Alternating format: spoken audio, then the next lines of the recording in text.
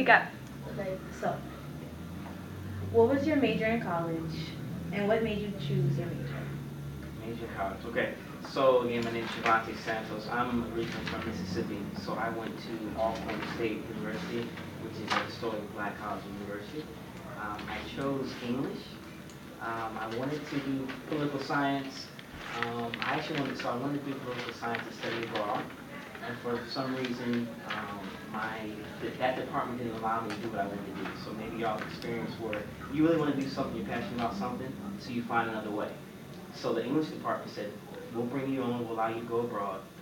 And so I chose English to do that also because I wanted to go to law school, and I thought it would be best to be a better communicator, written and verbal. Where did you go for your study abroad? So I went to the Middle East. I went to Muscat, Oman.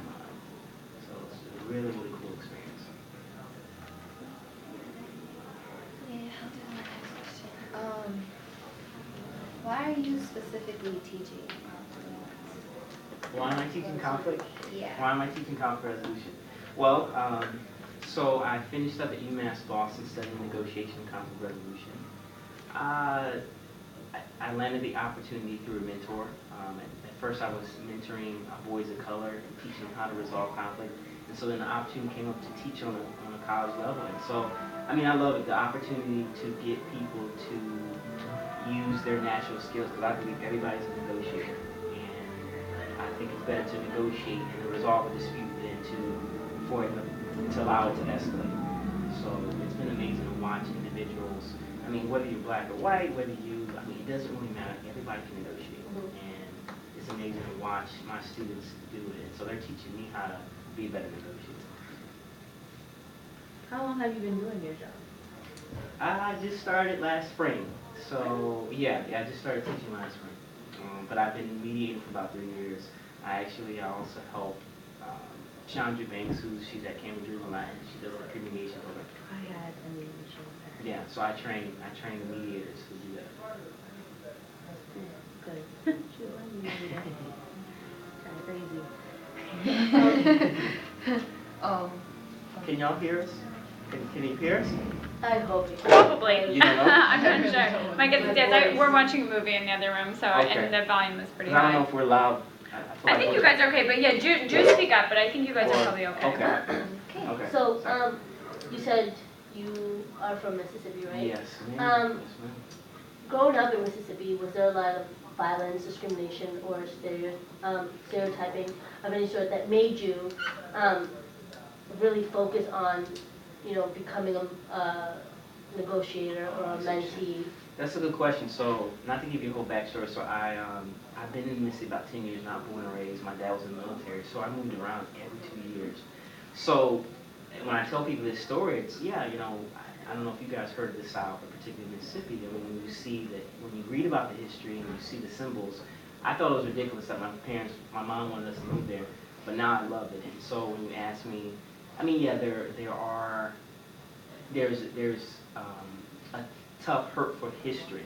But what I've noticed is that my generation, we kind of want to get past that. So we want to embrace that negative history, but move forward. So for me, when I look at any conflict, any situation, I look at it as an opportunity.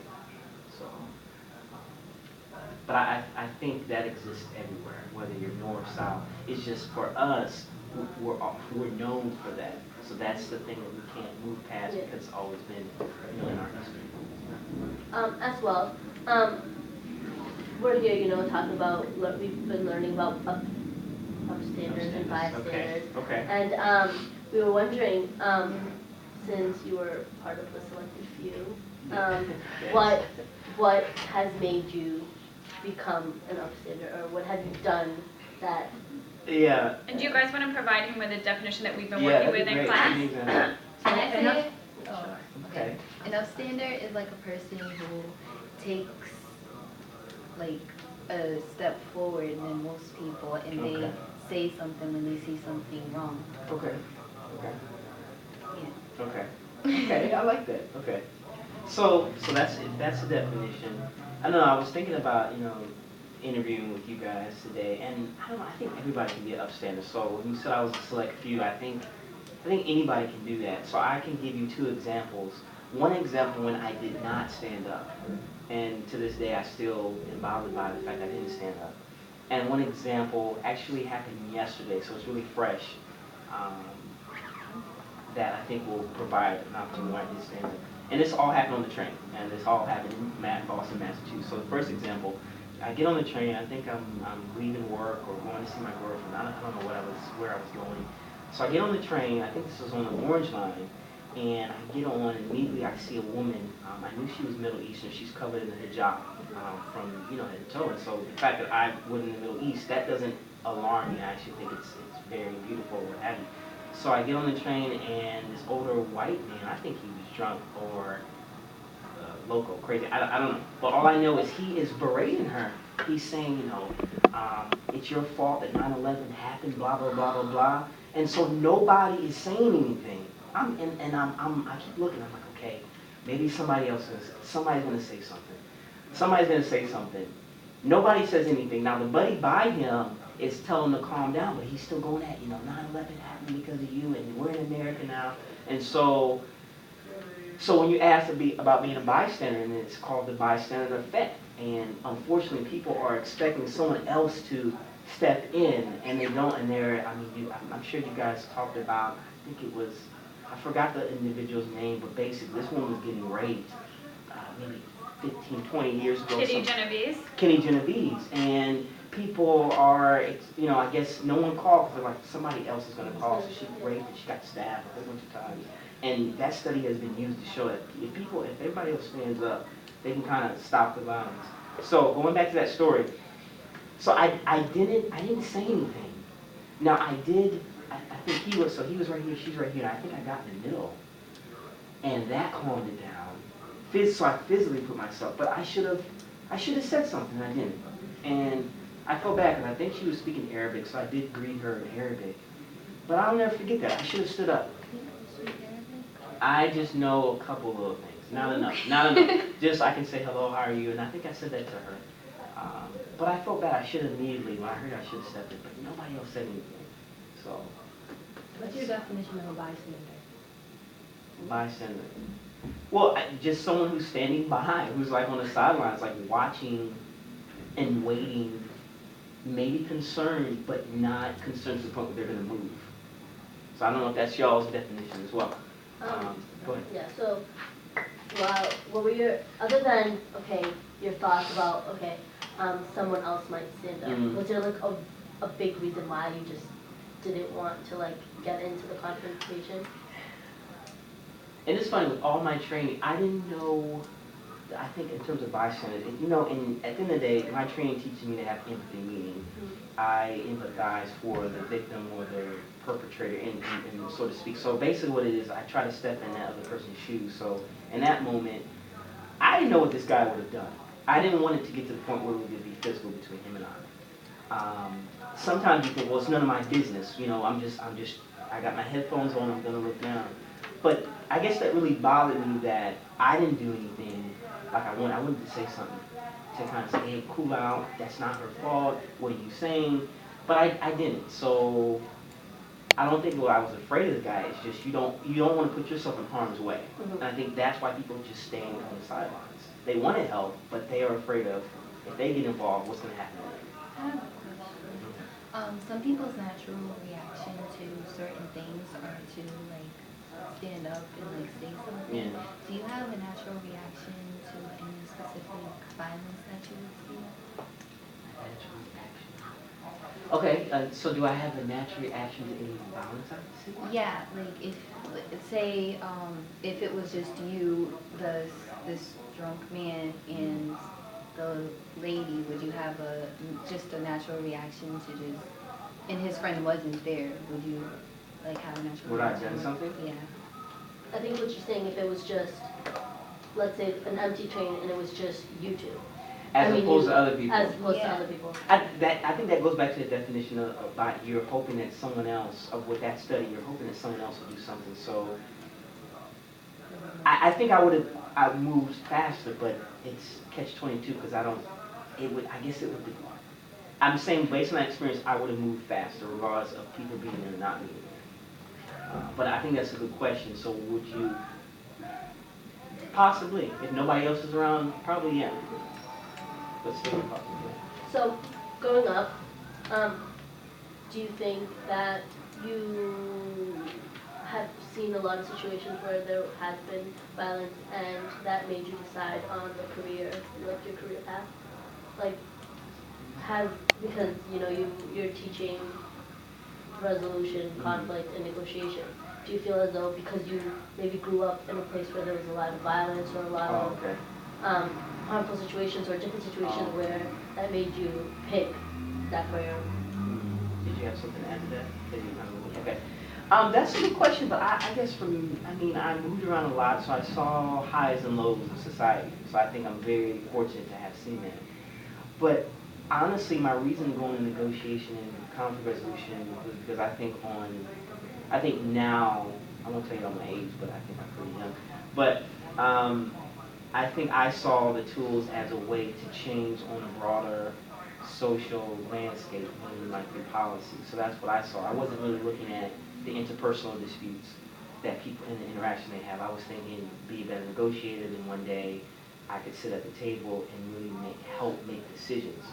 And so if you all were in one of my classes, there would be a game. I think the best way to teach is the game. So there's an exercise where you have to negotiate and you have to create value. And so when I was a student and I went through the exercise, I was so upset that there was a lot of fake money or value on the table. And so I told myself, I'm like, that happens every day. That there's so much more that we can get, but people leave value, money, opportunity on the table, and that affects communities. So that was my goal in getting into negotiation. So, but I love the fact that I'm teaching people how to negotiate and kind of diffuse situations. I mediate family disputes and discrimination disputes. But I think I'm still getting to my end all goal of using this to inform public policy. I don't know if that It sort of kind of does. did. Yeah. So well, I guess you were. Okay, so I guess I'll say this. So you're expecting. I mean, I can't really say that. I mean, I saw some violent situations, but I don't think that because I grew up that made me want to. I think. But I think if anything, I don't like what I see on the media and on the news, and that's informing how you, the new generation, is thinking. You have to interact with each other, and you have to. You can't speak to one another. You have to check each other. You have to.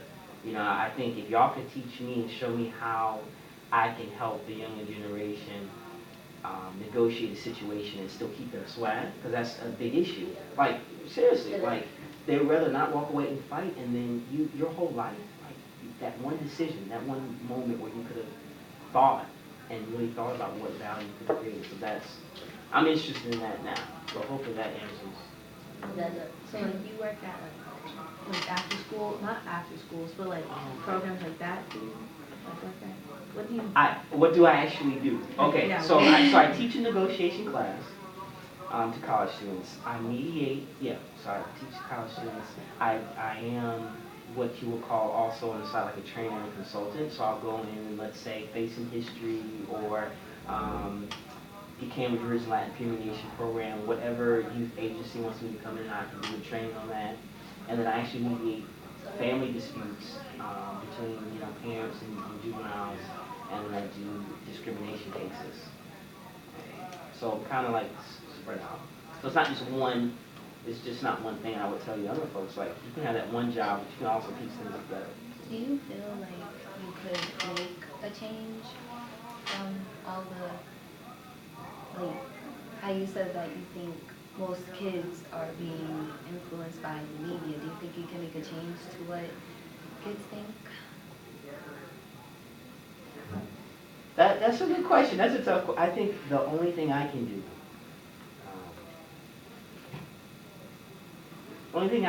is when I interact with individuals, try to be that change. I think Gandhi kind of has a quote that be the change you wish to see. So, for example, let's look at media.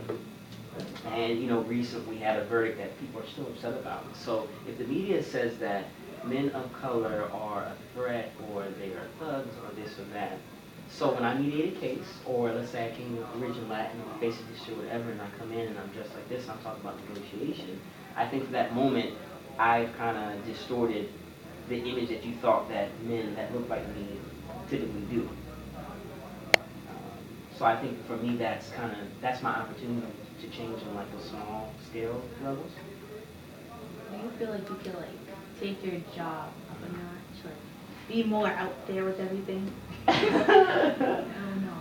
That- Can you tell me more? When you say that, you mean I don't know, like, like run for something, or what do you mean? I don't know. If you're gonna run for president. Oh. yeah, when I, so make sure it's When like, you're 18. So could I do more? like, yeah, do you think like your job stops where it is, like at colleges and up in like, just like families and kids? No. Like I said, I think that's for me. Like my ultimate goal is to get the policy, and through negotiation have more informed and effective policies or agreements or resolutions that really impact everybody. So we say the word bystander, but for me, I'm an includer. I really want everybody at the table. Women, male, black, white, atheist, Muslim, Christian, it doesn't matter. I want everybody at the table. And once we get at the table, then let's kind of negotiate a solution for our community or our state or what have you. So yeah, so you're right. I'm actually working towards that. But for now, it's sort of, baby steps. Do you think because of race and discrimination, that is one of the biggest reasons why we can't have everybody negotiate on a better community? Okay, say that one more time. No, I think it's loaded. It's a good question. I want to make sure I've heard you correctly.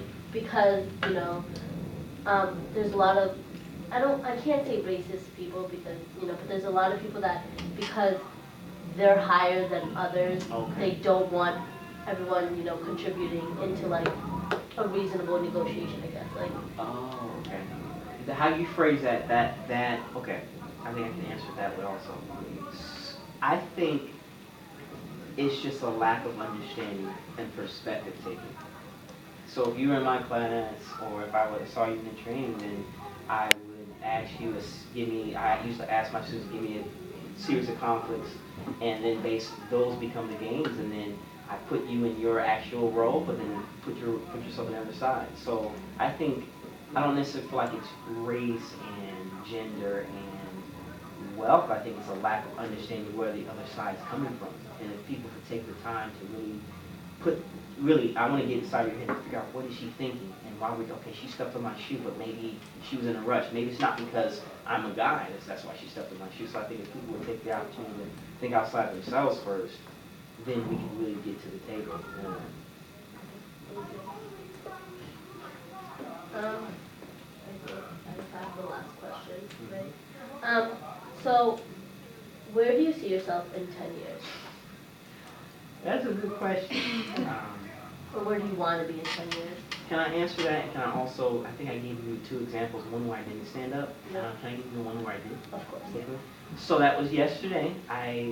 On the train, African-American male, he was from Los Angeles. Basically, he's on the phone, he's cussing, and I'm on the green line, so this was in the suburbs, he kept So anyway, so he's cussing, he's saying a whole bunch of stuff, the train stops, and he said something like, what the H is going on, and we need to hurry up, and F all these people on the train, okay, whatever. And so this guy turns around, this white guy, Caucasian guy, and says, who are you calling MFers? So they have this exchange, and I told you last time, I physically got in the middle. This time, other people was like, you guys stop, but I remember they couldn't see me, but I said, guys, relax, stop, it's not that big of a deal. And they kind of stopped. So it was interesting that we talk about being an upstander. I literally didn't physically get involved, it was just my voice, and then the white guy gets off the train, and he agitates the African-American male, and then the male wants to get off the train, he comes back. So I say all that to say that through that interaction, I was able to talk to the guy. He was a little bit older than me. And he kind of starts, I just felt like I really saw the person behind his previous comment. So going back to your question, I think I usually go in a situation saying there's something more about this person than what they initially show or do. And I think that's how you can also be an upstander as well. So see more in the opportunity than, okay, the guy was cussing, whatever. He actually had a life in the story.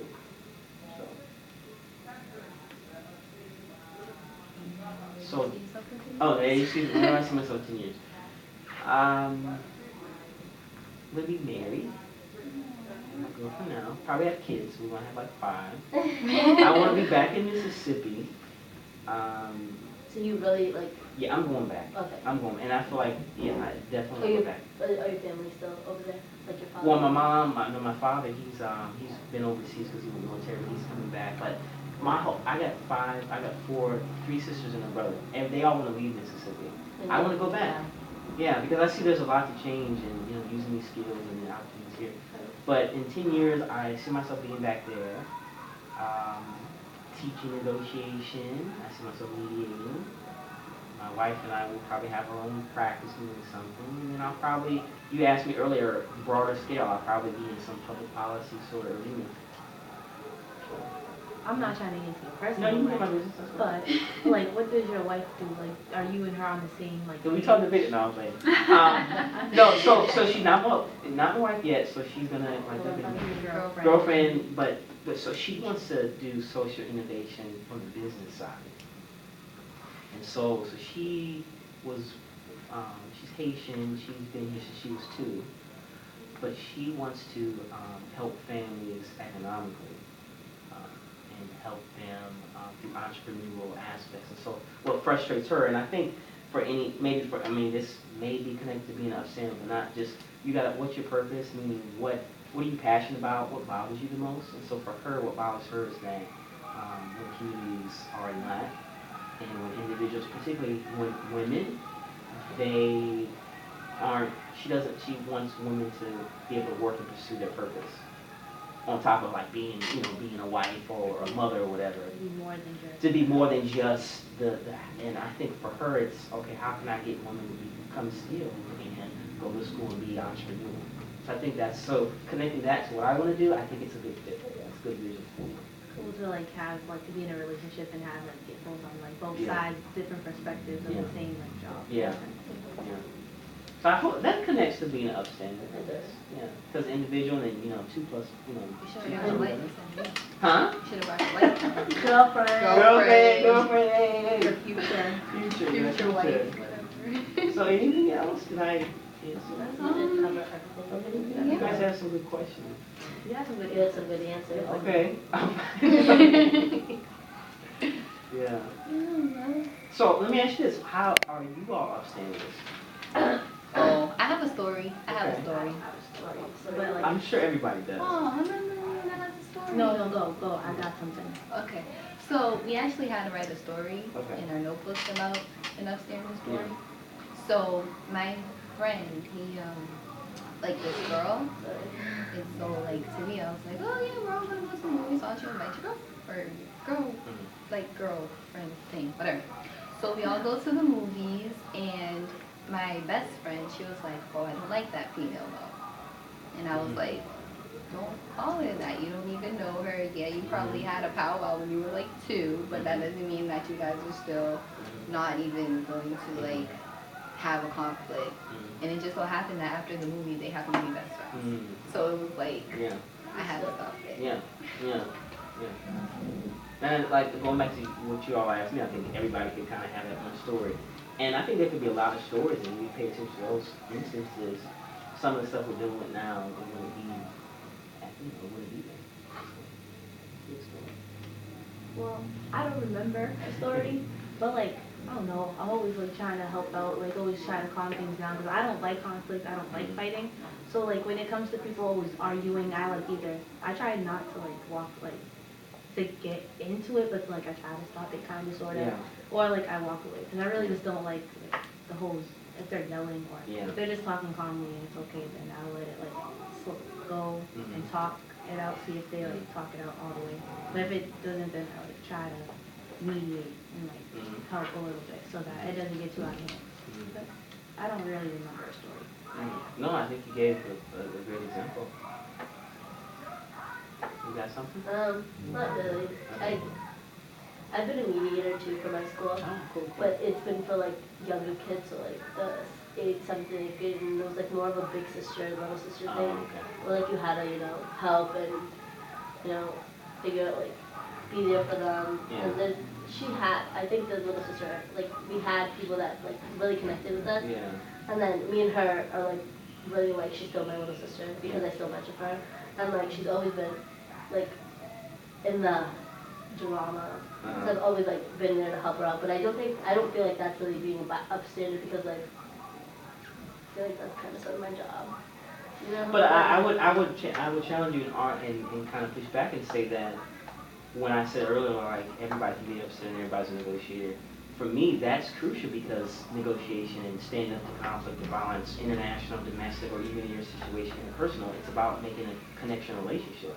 So I think that's connected to when I told you the story with the young man. I didn't know him, but by building a relationship, I mean, that was like 15 minutes on the train. I could kind of see his side and see his story. So I think building relationships are key. And if I know, I mean, they do this all the time. They'll take different games or different cultures and have them go through some sort of interaction or game. But that's why sports are a way for people to interact. So there could have been a violent, traumatic issue, 2 different games, and then they do this, you know, it could be basketball, whatever, and then do that. And like, I play ball with him. They're not that way. Yeah. That was through a relationship. So relationships are key. Cool. Well, thank you so much Thank for coming you in. so much. It was a pleasure meeting you. No, I enjoyed you guys. You guys are cool.